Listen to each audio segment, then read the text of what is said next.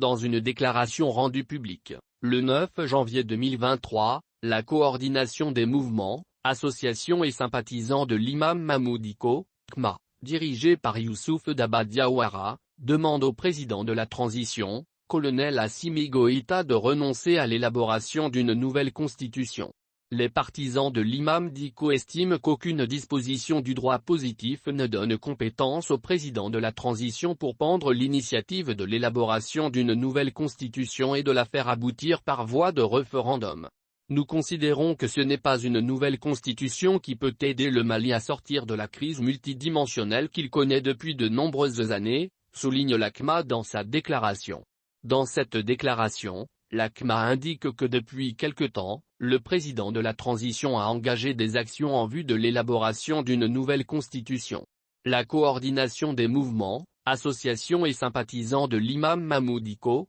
CMA, et ses alliés ont tenu sur la question une journée d'échange, le 12 novembre 2022, à l'issue de laquelle ils ont convenu de demander au président de la transition de renoncer à son projet d'élaborer une nouvelle constitution, révèle la déclaration de la CMA. Les partisans de l'imam Dicko estiment qu'aucune disposition du droit positif ne donne compétence au président de la transition pour prendre l'initiative de l'élaboration d'une nouvelle constitution et de la faire aboutir par voie de référendum. Nous considérons que ce n'est pas une nouvelle constitution qui peut aider le Mali à sortir de la crise multidimensionnelle qu'il connaît depuis de nombreuses années. Car les causes et la source de la pérennisation de mauvaises élections, de la mauvaise gouvernance, de l'impunité, du népotisme, de l'insécurité et du délitement de l'État se trouvent ailleurs que dans la Constitution du 25 février 1992. Pour toutes ces raisons, la CMA et ses alliés réitèrent leur demande au président de la transition de renoncer à l'élaboration d'une nouvelle constitution,